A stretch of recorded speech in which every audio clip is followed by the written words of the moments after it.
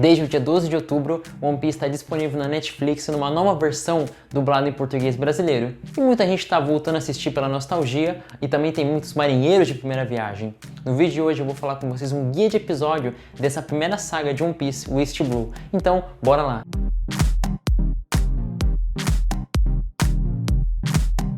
Salve galera, meu nome é Martin, bem-vindos ao canal do Verso, muito obrigado pela sua presença e hoje a gente vai falar um guia de episódios de One Piece. Esses 61 episódios correspondem à primeira saga da nossa aventura, que é chamado East Blue. E com vocês eu vou falar aqui hoje os pequenos arcos, as pequenas aventuras dentro desses 61 episódios, sem spoiler, claro, para não atrapalhar você que está assistindo de primeira vez e também para estar dando uma noção aí do que você vai acompanhar em One Piece e tá mais ligado no que é canônico, no que vem do mangá ou no que é filler, no que foi criado pelo estúdio de animação. Beleza? Então bora lá. Bom pessoal, One Piece foi serializado pela primeira vez em mangá em 1997, enquanto que o anime em 1999. São quase 1000 episódios, tanto do mangá quanto do anime.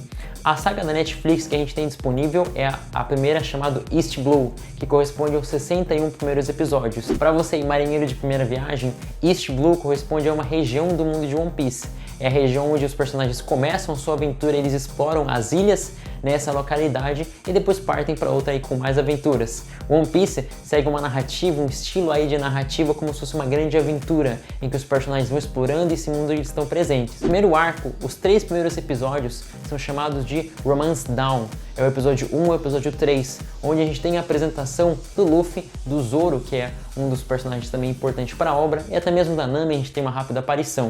Esse arco Romance Dawn, ele vem em homenagem ao one shot criado pelo Eiichiro Oda e que deu origem aí à história de One Piece. Então ele aborda um pouquinho da introdução desse universo que a gente vai acompanhar de One Piece. O segundo arco que a gente acompanha é chamado Village Orange, em que a gente tem a apresentação de outra personagem bem cativante do universo de One Piece, que é a Nami, a Gata Ladra.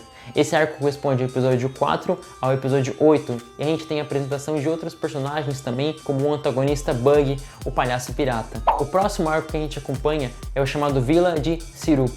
Esse arco vai do episódio 9 ao episódio 18 e tem a apresentação de outro personagem importante aí para o universo de One Piece, o Usopp. Lembrando que até agora a gente tem episódios canônicos que são reproduzidos diretamente do mangá, são uma adaptação fiel ao mangá até o presente momento. O próximo arco que a gente acompanha é chamado Baratie, que vai do episódio 19 ao episódio 30. Nesse arco a gente tem a apresentação do personagem Sanji, outro personagem bem relevante para a história de One Piece, e é um arco com uma densidade emocional maior do que os outros arcos primeiros. E a gente tem a presença de outros personagens que também dão uma ideia de como é que é o mundo geral de One Piece, o que tem além daquelas ilhas que os personagens estão visitando.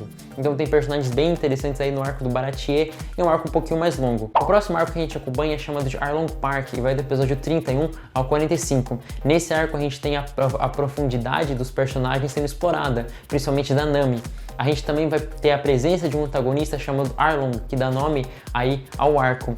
Esse arco, na minha opinião, é um dos mais interessantes. Ele traz uma profundidade muito interessante e trata de questões sociais, como preconceito, discriminação, e também vai ajudar a moldar os personagens e a moldar esse grupo que eles estão formando. Na minha opinião, o arco de Arlong Park é o mais interessante aí da saga do East Blue e com certeza vale a pena você assistir, porque ele vai ter muitos elementos que vão ser explorados futuramente aí nos próximos sagas e arcos aí dessa obra. Depois a gente tem o episódio 46 e 47, que é chamado Aventuras de Bug. Esse pequeno arco aí é focalizado no personagem Bug, a gente vê o que acontece na história dele. É bem engraçado, diga-se de passagem. Lembrando que todos os episódios que a gente acompanhou até agora, até o episódio 47, são canon, ou seja, eles vêm aí do material original, que é o mangá. E aí a gente parte para mais outro arco chamado Long Town. Long Town é o nome de uma ilha, e esse arco aí vai trazer uma inserção de outros elementos que também dizem respeito à história mundial de One Piece, aí o contexto mundial de One Piece. Só que aí aparece pela primeira vez os filler e os semi-filler. Para você aí que não conhece as terminologias, canon são aqueles episódios que foram adaptados fielmente da obra original, ou seja, do mangá de One Piece. São episódios animados aí que reproduzem fielmente os acontecimentos do mangá. Enquanto que o filler são episódios criados, são conteúdos criados pelo estúdio de animação para servirem de enchimento, para poderem dar um volume maior na história, ou até mesmo abordar pontos que por algum motivo o mangaka, o autor do mangá, não pôde estar trabalhando na obra original. Também existe os semi-fillers, em que aí é um mix tanto entre conteúdos do mangá e conteúdos criados pelo estúdio de animação. No arco Longtown, que vai do episódio 48 ao 53, a gente tem um mix aí desses tipos de episódio. O primeiro episódio 48, ele é totalmente canon, só que pro 49 a gente tem um episódio semi-filler, em que tem alguns acontecimentos do mangá e alguns acontecimentos criados pelo anime. Já o episódio 50 é totalmente filler, enquanto que o episódio 51 é um semi-filler também. O episódio 52 e 53, que encerram aí o arco, são episódios 100% canon e trazem a história original do mangá. O arco de Longtown também é muito legal, ele é muito interessante aí, porque ele traz outros personagens que foram apresentados lá no comecinho de One Piece para uma aventura mais dinâmica que acontece nesse arco rápido. E a gente vai pro último arco de One Piece, chamado Ilha do Navio de Guerra, do episódio 54 ao 61.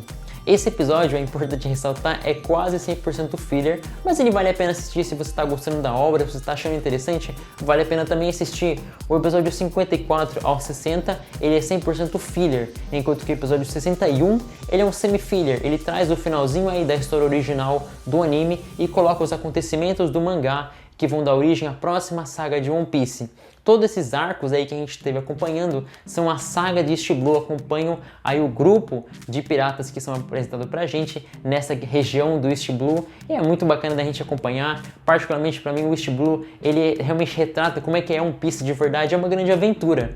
São personagens entendendo o mundo ao redor deles, a partir das ilhas, a partir das amizades que eles criam, dos problemas que eles resolvem, eles estão explorando o mundo que é o mundo de One Piece, uma grande aventura. Para mim é um arco sensacional, é um arco que eu acho show de bola, realmente demais. Recomendo aí você que está acompanhando One Piece de nostalgia como eu, vale a pena aí tá adentrando cada vez mais nesse universo de One Piece.